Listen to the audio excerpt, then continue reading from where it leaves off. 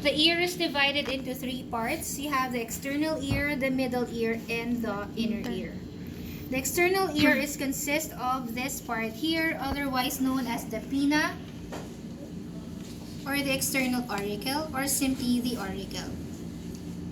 Apart from that, the opening here or the canal here is referred to as the external auditory meatus, is also part of the external ear.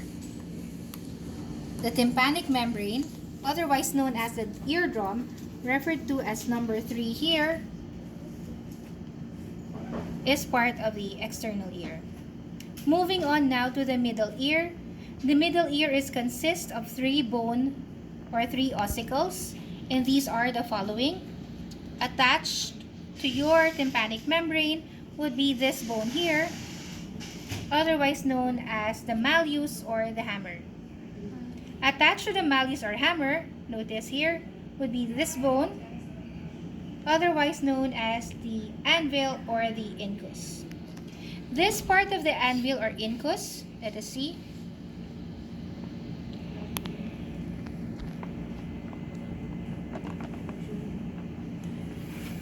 is connected to the third bone there, which is the stirrup or the stapes. Others call it stapes. So let us elevate it now.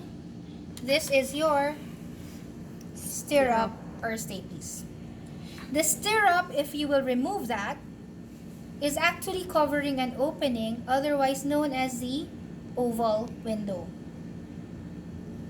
In the meantime, other structures, this time moving on to the inner ear, are the following. This is your cochlea. Attached to the cochlea is the cochlear nerve, and there is here on top the vestibular nerve. Together, this forms the vestibulocochlear nerve. Also, you will find here the semicircular canals.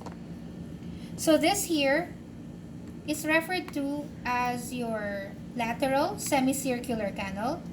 This is your anterior semicircular canal, and this is your posterior semicircular canal. At the base of your semicircular canal are rounded portions here, rounded part, and that is the ampulla. Other rounded structures that are responsible for equilibrium would be these rounded structures here, labeled or referred to rather, number 12, labeled number 12. That is your vestibule.